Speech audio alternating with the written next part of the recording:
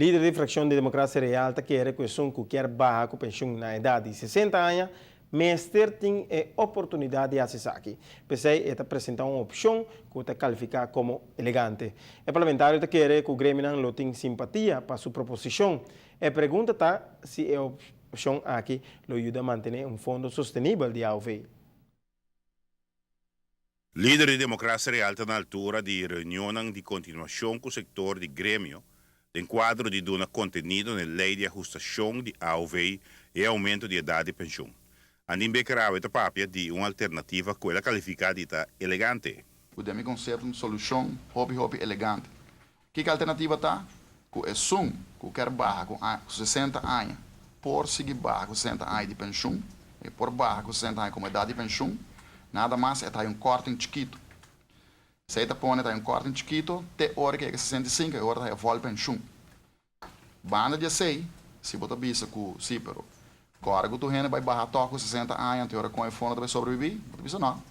Se você, tur anos, por exemplo, tá 6 mil reais tem direito para barra com a idade de pensão de 60 anos, você bisa well, é promessa 6 mil, você dona é direito não, e resto, que bem ribe 6, você vai over na loading, e depois de 6 anos, tem mais de participar troca.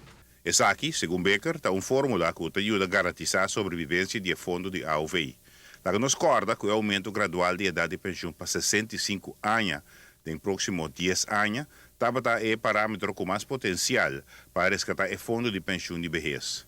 Na novembro e ano aqui, a reserva não acaba e a SVB lo arranheta bate na porta do governo. Grupo grande, tur anos, e cada 6 anos tinha direito de barra mais temprano 65, para sobrar. Hecho tá com hobby persona, não obstante que não está bisa assim, para agora que a gente viu mais hobby. Pero queremos ter hobby gente que não está chegando a 60 e já não tem mais e não está conosco mais presente. Então, pessoas que têm direito ou que têm angelo de barra com 60 anos, 61, 62, então querem que nós mesmos queda dando a oportunidade de pensar aqui. Segundo o parlamentário, lo que está propondo um sistema que está funcionando tanto na América como na Holanda. E eu estou para Kiko e não para trás aqui na Aruba. E nós anunciamos durante o tratamento de lei, nós sabemos que a amenda hasta, mas lamentavelmente na sala não tem suficiente sustento para a amenda que nós não introduzimos, mas nós participasse durante o tratamento de lei, que nós vai dar a amenda que não, isso conteúdo não, na participante do diálogo social, e nós tomamos contato com certos sindicatos e não está abrir para a amenda que não, seu conteúdo, para não pôr bem na mesa, para só uma solução prática, pragmática e aplicável.